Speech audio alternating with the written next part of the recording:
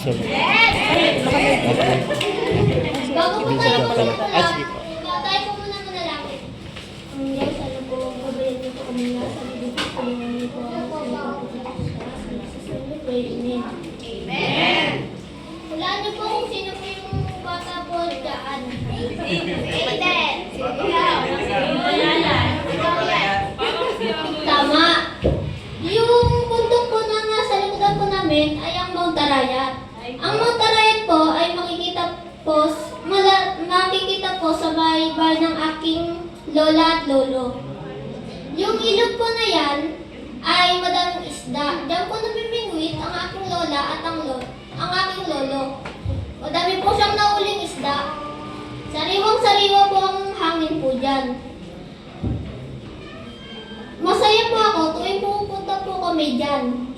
Pero malungkot din po ako pagka uwi na po kami. Kasi po, meron po dito nakasulat na nagtatapos din ang summer vacation.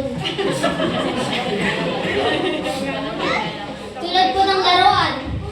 Dati po, nilalaro po ang laruan po na yan. Pero, meron po pagkakataon na nasisira po yan. Tulad po ng damit ko. Ayan po ang paborito ko pong damit. Pero, naging maliit po siya. Dahil po, naging malaki po ako. Meron po dyan nakasulat na napaglilitan ng mga damit. Kaya po, ibinigay ko na lang po ito sa aking mas maliit na kapatid. Tulad po niyan, tignan niyo po ang mga magaganda at mga pababangong bulaklak. Pero, meron po dyan nakasulat, ang mga magagandang bulaklak ay nalalanta at namamatay din. Tulad po niyan, ako po yan. Pero, meron pong pagkakataon na magiging matanda at mamatay din po tayo. Tulad po niyan.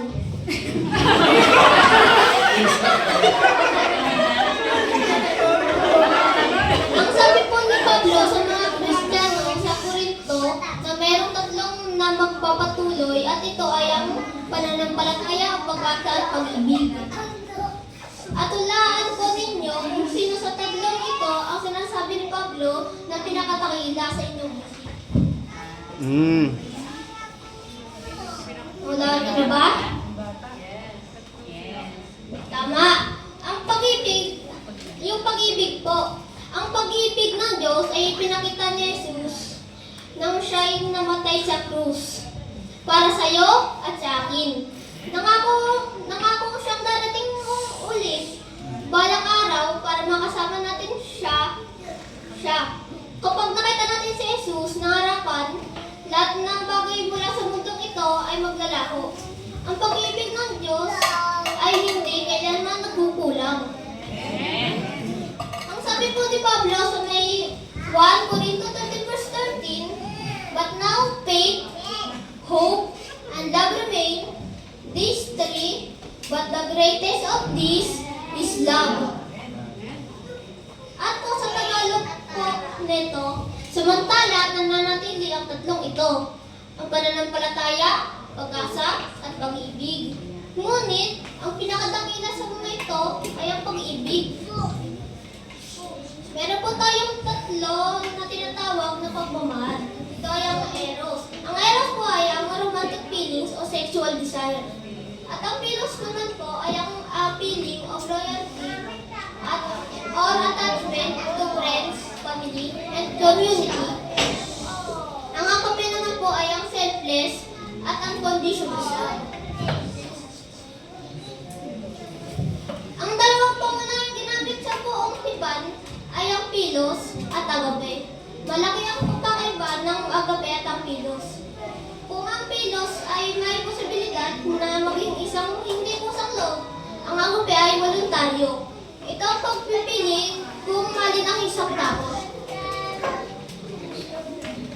Kaya ang agape ay ang pag-ibig na ipinaglalaban ng Diyos. Ito ang batayan ng kanyang pagkatao, ang agape ng pagkatao. Ang agape ay ang salitang ginamit sa buong 1 Corinto 13. Ang sikat na pag-ibig na kabanata ng Biblia ay naglalarawan ng walang kondisyong pag-ibig ng Diyos sa iyo. At ang sabi sabi po sa may John 13 verses 34 to 35, I give a new rule to you, love one another, you must love each other as I have loved you. In this way, everyone will know that you are my disciples. They know it if you really love each other. John 13 verses 34 to 35. Panalangin. Ito lang po ang aking salita. In Jesus' name we pray. Amen.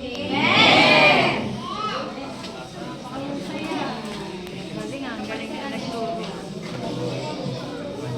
Manang-mana si tatay.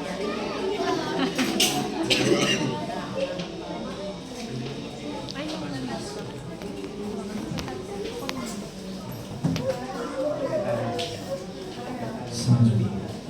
Amen. Si Pastor Aiden. Alam niyo po, nagsalita din po ako nung bata po ako pero mas magaling po siya. Mas magaling po siya nung ako po ay, compare nung ako po ay kabataan. At salamat po sa Panginoon sapagkat ang ating siya ay binibigyan ng pagkakataon natin po mga bata na maglingkod sa kanila pong murang edad sa ating pong pagsamba. Alam niyo po, yan po ay nagagawa dahil sa tulong ng mga parents. No?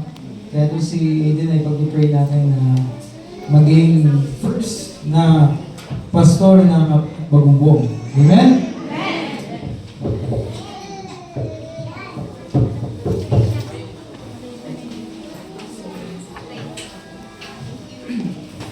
So thank you very much po sa paglilingkod at talaga pong napaka-detailed at napaka-gaganda po ng points na binanggit po ni Hide kanina.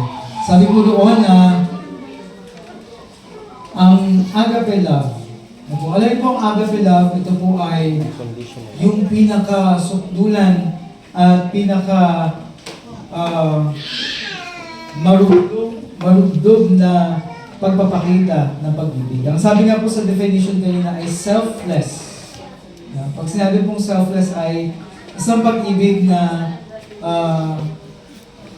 kumbaga hindi niya pinipili at wala po itong hinihintay na kapalit.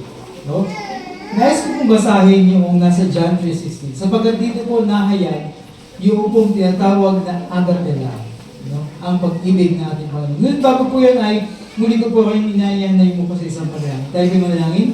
Maraming pong salamat natin ng Diyos sa araw ng Sabat na ito. Na inyo pong hinayaan na kami magkatipon upang patuloy na makapakinig ng inyo pong mga salita. Ang salita ng pag-ibig. Nawa Panginoon ang lahat ng aming pong narinig ay maging inspirasyon namin sa aming pong pananampalataya. Pagpalain niyo po kami Panginoon sa pangalan ng Panginoon Jesus. Amen. Agape love. Ang sabi po sa John 3:16, ang sabi po dito, at gayon na lamang ang pagsinta o ang love ng Diyos. Na anong kanyang ginawa?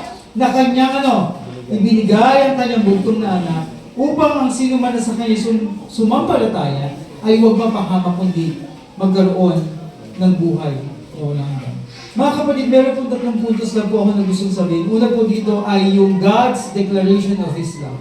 Ang sabi niya po roon, bago pa man tayo panganak, bago pa man natin makilala ang ating pong wife, ang ating magkaroon tayo ng family, bago pa man tayo umibig sa maraming bagay sa sanlibutan, mga minamahal na mga kapatid ko, merong Diyos, ang sabi ko roon, na siyang umibig sa atin. At ang Diyos pong ito ay hindi basta niya sinabi na inibig niya tayo, kundi ano po kanyang ginawa? Kanyang binigay ang kanyang bugtong na anak upang bigyan po tayo ng pag-asa.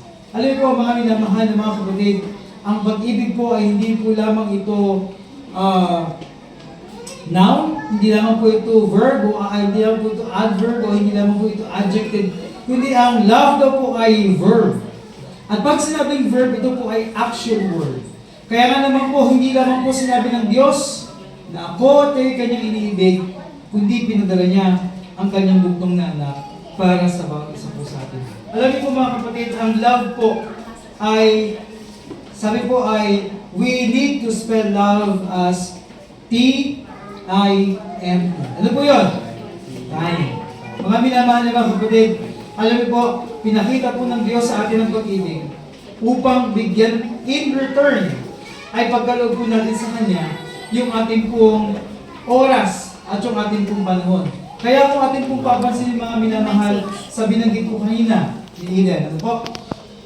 Huwag po natin huwag po natin i-google, huwag po natin i-rest ang ating hope, ang ating pananampalataya sa mga bagay na lumilipas. Sa mga bagay na nawawala, kundi ito lamang ay bigay po natin sa ating pong Panginoon. Sapagat binigay niya ang kanyang sarili para sa atin at araw-araw ay sinustay niya tayo